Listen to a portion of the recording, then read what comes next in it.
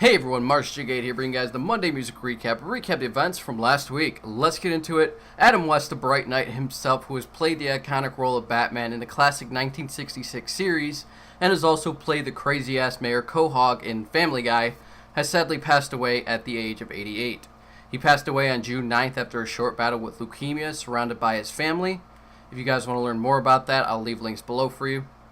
And in typical Square Enix fashion, and with E3 now being upon us, they have a couple of announcements and reveals to show off. With them having not only one, but two majorly hyped up games, I would not be surprised if there were more details coming soon. But, let's get into it. First and foremost, we got a new gameplay trailer for Kingdom Hearts 3, where we explore Mount Olympus. In it, we also get a good look at how the combat system is going to work in this game, and it shows off various new abilities, which all look pretty awesome. It shows off new Heartless types, which look pretty similar to the Iron Giants from Final Fantasy games, and it also gives us a bit of a taste of the story, which is still kind of all over the damn place. In one scene, you have Maleficent and Pete talking to Hades about some black box. That's just... who the fuck knows about a black box in Kingdom Hearts? That's the first time it's ever been brought up, but whatever.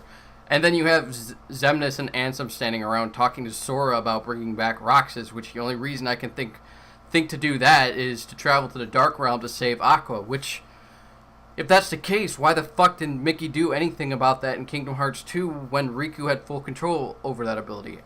I know I'm still salty about that, and I know I'm rambling, I apologize. Let's talk about the gameplay though. So I went back and I looked through the trailer a couple of times, and there were a couple of things that I noticed. One is that the focus meter will be making a return, but there was also something subtle I noticed, and that was that there was a 4-person team instead of the conventional 3-person team, which we have seen in every other title. Now, it shows Goofy and Hercules in scenes throughout the entire trailer, but I didn't see Donald anywhere in it. But it does show him taking damage at one point, so he has to be on the field in order for that to happen. Now, there could be a number of reasons of why this is, but the best guess that I have is that Sora, Donald, Goofy are going to be the main party, and characters like Hercules are just going to act like support characters that come in certain portions of the game, but aren't treated as party members the same ways as they were before in, like, say, Kingdom Hearts 2. The trailer can be found below if you guys are interested in checking it out, and they also announced they'll be releasing another trailer for it, which introduces a new world, and that's coming on June 15th. No, not June 15th, July 15th, my apologies. So that's coming next month. Moving to the next story, Square Enix has announced they have partnered up with Team Ninja and Koei Tecmo Games to bring their arcade game, Dissida Final Fantasy, which is a 3v3 arena brawler, to the PlayStation 4 in early 2018. It is also announced that it will have new features, including an all-new story mode. It will include Noctis from Final Fantasy 15, and it will have online multiplayer. Anyways, there's also a new trailer for it, if you guys want to check that out as well. Final Fantasy XIV, A Realm Reborn, got a new launch trailer for their upcoming expansion, Stormblood, which comes out on June 20th. Check that out below. And let's get into the music news. The metal community actually lit up last week and fell in love with a boy named Johnny Crow, rocking a Toxic Holocaust shirt, getting his first guitar from his dad on his 16th birthday. Now, normally a kid getting their first guitar is a special moment, but it's not something that generally gains the attention of mainstream media. That's just not something that really happens all that much. But what made this 2-minute and 4-second video so popular was the fact that the boy's father had actually passed away 2 months prior at the age of 49 of a heart attack, but had pre-ordered a Dean Razorback guitar back in January for his birthday to make sure that it was the exact kind of guitar that his son wanted, and the store actually held onto it until his birthday.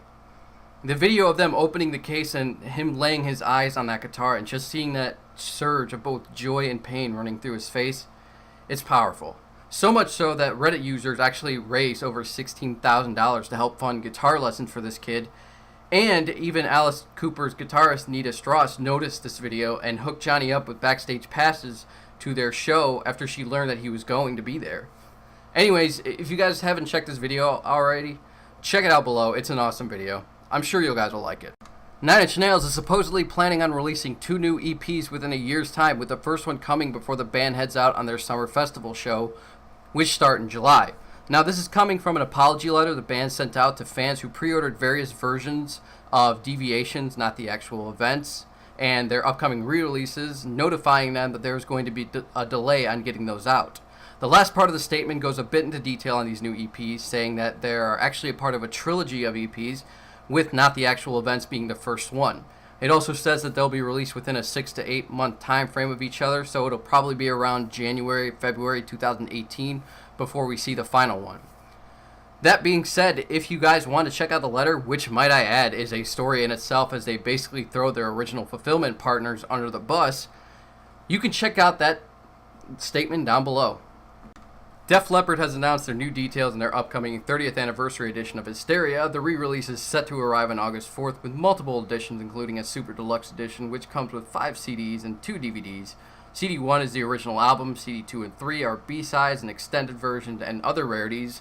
CD 4 and 5 are both live albums, and there's also a 3-disc set, there's a 1-disc set, and there is a double LP vinyl edition. Check out more details on that below.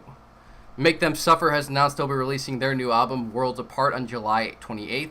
They have released a new music video for it called Fireworks, which can be found in the new music video section below. The Summer Slaughter Tour has announced their 2017 lineup, and if you're returning from the newsflash, then there has been a couple of updates to it. One is, of course, the dates have been released for it, and the other is the Faceless will be joining the lineup along with Black Dahlia Murder, Dying Fetus, Slaughter to Prevail, Oceano, Origin, Rings of Saturn, Betraying the Martyr, and Lorne Shore. Well, now we all know why they canceled their UK summer tour.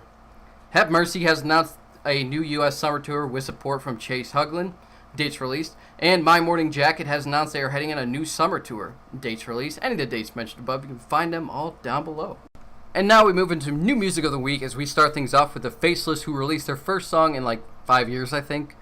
Anyways, that song is called Black Star. We have Enter Shikari, Supercharge, Alice Cooper, Paranoiac Personality, Trapped Under Ice, No Relief, Lorde, Sober, Living Color, Come On, The Front Bottom, Get Numb, Dayseekers, Vultures, and for new music videos we have Avenged Sevenfold, Malaguena, Salerosa, Blink-182, Home is Such a Lonely Place, Good Charlotte featuring Kellen Quinn, Keep Swinging, Korn, Black as a Soul, Papa Roach featuring Skylar Grey, Periscopes, Bullet for My Valentine, Don't Need You, that's a live version, Era, Skyline, Make Them Suffer, Firework, Glasslands, that's a new band that features former members of Icon for Hire and Beartooth, Back and Forth, and Boston Manor, Q. That's it. If you guys are interested in checking out any of those, be sure to check in the description. They'll all be down there.